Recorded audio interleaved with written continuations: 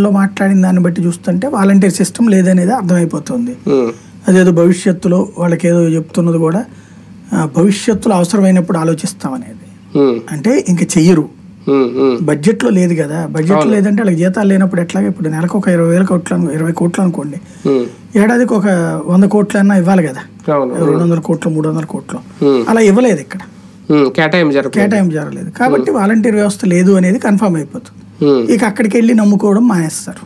అంటే అఫీషియల్ గా ఈ వ్యవస్థను రద్దు చేస్తున్నాం అనే ప్రకటన చేయక్కర్లేదు. చాలా విషయాలు అఫీషియల్ గా చెప్పట్లేదు, అన్అఫీషియల్ గానే జరుగుతున్నాయి. ఇప్పుడు ఇంటి దగ్గరకు వచ్చినటువంటి ఇష్యూ కూడా బయటికి తెలియలేదు కదా, కూల్ గా వచ్చి తీసుకుపోయారు కదా డేటా, అట్లాగే ఉంటుంది. సచివాలయ వ్యవస్థ గురించి అన్న క్లారిటీ ఇవ్వాల్సి ఉందా? అంటే ఇప్పుడేం మాట్లాడలేదు, భవిష్యత్తులో ఇస్తారా, ఉంచుతారా, తీసేస్తారని? నాకు తెలిసి సచివాలయ వ్యవస్థలో ఇంకా క్లారిటీ ఏం లేదు. బిల్డింగ్లు అట్టు ఉంటాయి, పాడుబడిన బిల్డింగ్లా ఉంటాయి. అందులో పనిచేసేటువంటి వాళ్ళు నెలకోసారి జీతం ఇస్తారు.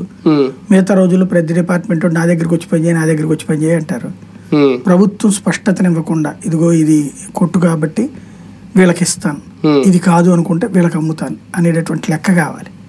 ఆ లెక్క ఇక్కడ మిస్ అవుతుంది. ఇప్పుడు అసెంబ్లీ మండలి 2 సమావేశాలు జరుగుతున్నాయి. ఫోకస్ మొత్తం మండలి వైపు వెళ్ళడం. నిన్న నారా లోకేష్ గారు తన తల్లి గురించి మళ్ళీ ఒకసారి మాట్లాడడం, అంటే సందర్భం వచ్చిందా లేదంటే మళ్ళీ అక్కడ సింపతి గెయినింగ్